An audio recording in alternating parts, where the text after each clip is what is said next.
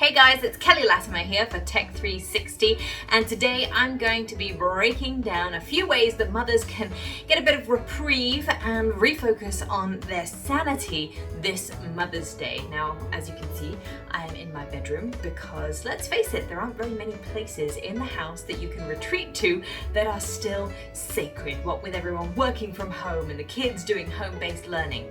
So, I'm going to categorize it into 3 different categories for you today. 1 is home-based learning education. 2, apps that I've found really useful and still educational. And 3, when you're really desperate, what shows can you put the kids in front of that you won't feel so bad about them binge watching for hours. So first up, let's talk a little bit about the home-based learning resources. My daughter is 3 years old, and that's a really awkward age. They're not really at a point where they can be doing Zoom sessions with their teachers or have full curriculums that they need to be achieving throughout the course of the day. So this is where a couple of resources have come into play for me that I found really useful to give me ideas of what I can do to keep my child engaged. The first one is a completely free resource, and it's by Treehouse School.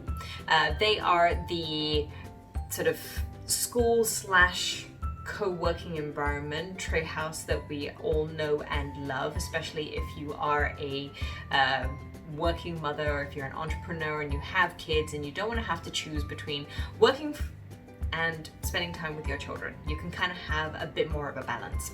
They also have a school element, and it's preschool, so it's designed for the younger kids between the ages of 2 to preschool, so 6-ish. And what they have done is they have provided free resources for parents to go and download during this circuit breaker period. So you can head on over to treehouse.co/school and you'll be able to download all those resources for free. It gives you a whole host of activities that you can do with your children. It gives you a little bit of learning, and it teaches you how to interact with them in fun and engaging ways. The other one is by Vivo Kids. This is a paid resource, but it does give you a week-by-week blowdown of different activities, songs, dances, similar sort of thing to Treehouse, but in a slightly more orchestrated manner. Plus, it is a week-by-week thing, so they send you the next week's curriculum the following week so that you can get ready and absorb and get ready for the next day. So those are a couple of resources that I found very useful for coming up with ideas and ways to engage with my child. But there are obviously times when you wish that your child would just sit in one place so that you can actually get stuff done.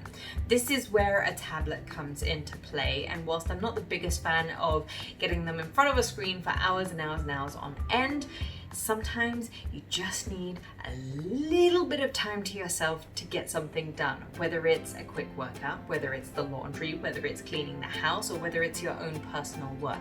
And when they are younger and they need guided learning, it's not always the easiest thing.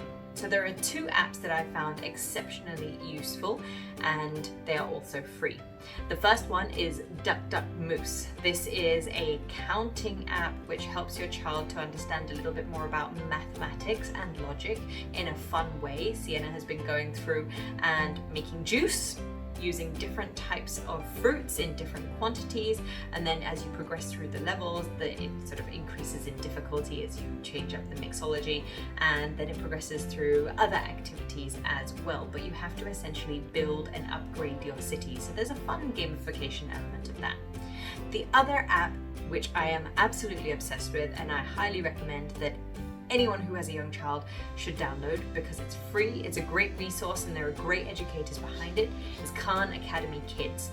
Now, they have everything in there, from phonics to logic to emotions to numbers, to storytelling, to creativity activities as well, so that you can be colouring, you can be following lines, you can be doing similarities, opposites, you can be doing basic arithmetic, you can be doing songs. It will actually read to your child, or your child can try and read to themselves based on the different levels. So it will ask you how old your child is, the level that they're at, and then it tailors the activities within the app to the level that your child is at as well.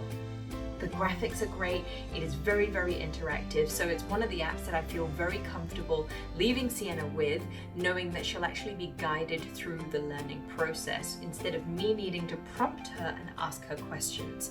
There are very fun characters in there which she's able to relate to, and I find that it's just, on the whole, a very well put together app.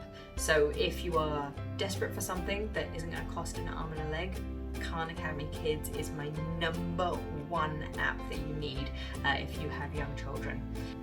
And the last thing that we're going to discuss is when you need that respite and you just want your child to be somewhere for a little while. Obviously you want to put your child in front of a screen, make sure that it's a TV and they're at a suitable distance away if they're going to be watching something. And that, of course, the two shows that I'm very comfortable with Sienna watching because of the values they embody and also the learning that you get from it. One is Storybots, where kids submit questions to different things like, what is a rainbow? How do we get rain? What are French fries? Why are people happy? All these sorts of basic questions that kids might actually ask, or be like, but why, mummy? But why? Mummy, but why? Mummy, why? Why? Storybots answers all of these in a great interactive manner, and it goes through an entire thought process in a very cute, lovable and catchy way, without being obnoxious or annoying. So Storybots is available on Netflix. It is a great one for the children to watch. The next show is Octonauts. This is something that Sienna's been hooked on for ages now. Octonauts are a bunch of lovable little characters that go around under the sea, exploring the deep blue and helping creatures as they go along. So there's a lot of moral values that comes into play. It's a fun cartoon, but you actually learn a lot about the various sea creatures or land/sea creatures, because sometimes they feature things like polar bears or walruses or seals and that sort of stuff. But essentially they go through and they are helping people, and that for me is a great way of putting across emotive learning, EQ, and it's actually quite fun. Like it's a good show to watch. The biggest problem is that it's not available on Netflix, so you have to watch it on YouTube.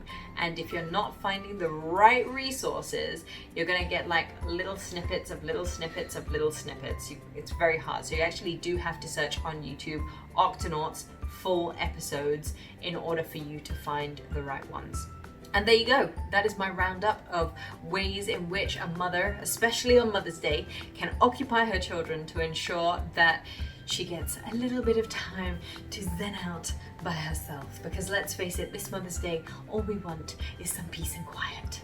I'll see you around next time on Tech 360. Remember to like and subscribe. Oh yeah, just a quick reminder, if you are putting your child on a tablet or on a computer or on a device where you might be able to hear everything, invest in a good set of headphones to make sure that they are taking care of their ears and the rest of the household doesn't get bogged down with earworms from Storybots or the Octonauts. Go and watch our review on the JBL JR300 Bluetooth headphones, or you can check out the headphones for juniors from Sonic Gear as well as another option. I'll catch you around next time. Bye bye.